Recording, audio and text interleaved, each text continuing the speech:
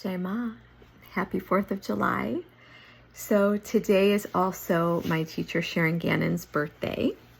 And in her honor, I picked up her book this morning, which is Eternity is Happening Now. This is volume 1. And interestingly, I opened up to the page on closing the gates, the practice of dying. Now you might think, why are you sharing this with us on July 4th? Well, July 4th represents Independence Day. And for yogis, this also is like Liberation Day. What does it mean to really be liberated?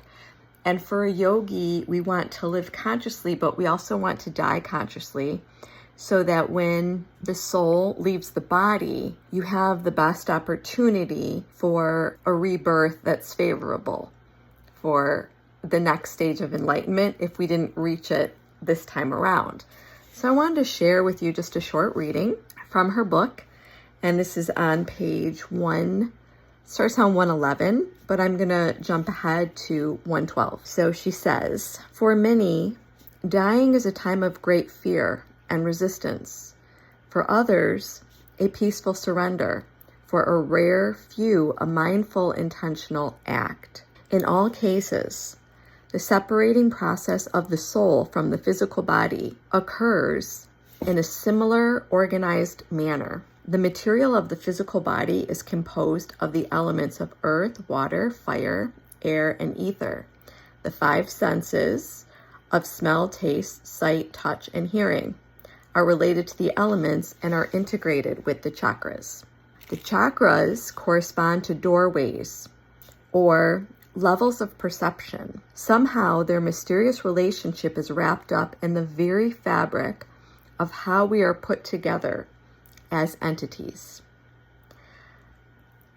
The methodology of our physical experience as spiritual beings and how we perceive ourselves and others relates to the subtle anatomy of the chakras. The dissolution of the elements always occurs in the same sequence at the time of death for every living being, human or animal. The Tibetan Book of the Dead stresses how important it is for the dying person to be able to recognize the signs that indicate that death is near, and describes the 8 elemental dissolutions. And then she goes on to explain that. But what I wanted to share, I'm not going to read word for word, but the practice of closing the gates. So in Jivamukti specifically, I do teach and I have taught Shanmukhi Mudra, where you actually use the fingers to close off all the senses, and you engage the bandhas as well. So like all the gates are closed. And to do this consciously before the soul leaves the body is the practice of conscious dying. So even when we practice Shavasana, sometimes we like tense everything up and hold it in and then exhale, release. That practice is a practice for dying. So before we die, we close the gates consciously. We want to bring the prana up to the highest, which is the crown of the head. There's a little tiny pinpoint of a hole that opens up at the time of death. If you can send the prana upward, if you can withdraw all the senses and really eject the soul out of the crown, that's a liberated death. And I thought this was a good topic to talk about, 1, with Warrior's Journey, because we are studying the chakras this year, but 2, also on Padmaji's birthday, Sharon Gannon's birthday, because she writes about death, but also the last time Shivadas and I were with her in David Life, we had a long conversation about death and dying.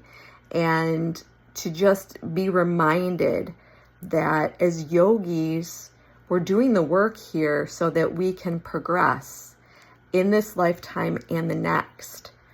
And so we don't want to have our soul leave our body out the lower gates, because that can mean a rebirth as not a human. You can be a ghost, you can be an animal. So you definitely want to work on this idea of bringing prana upward so that when the time comes, you're prepared, you're ready.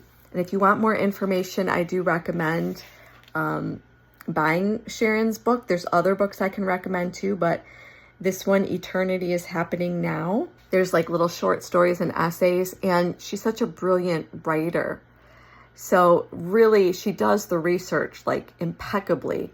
And there's a lot of references to Buddhism as well as yoga with Bhagavad Gita, Yoga Sutras, but also Tibetan Book of the Dead and about the Bardo. And this is one of the things I love about Sharon Gannon, just like, Bhagavan Das and Ram Dass, is that they take the wisdom from both lineages, from yoga, but also from Buddhism.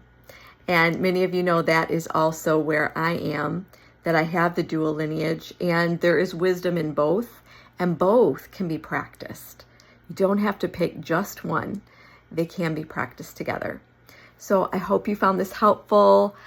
Please take a moment of gratitude today for our teachers and our lineage, Sharon Gannon and David Life.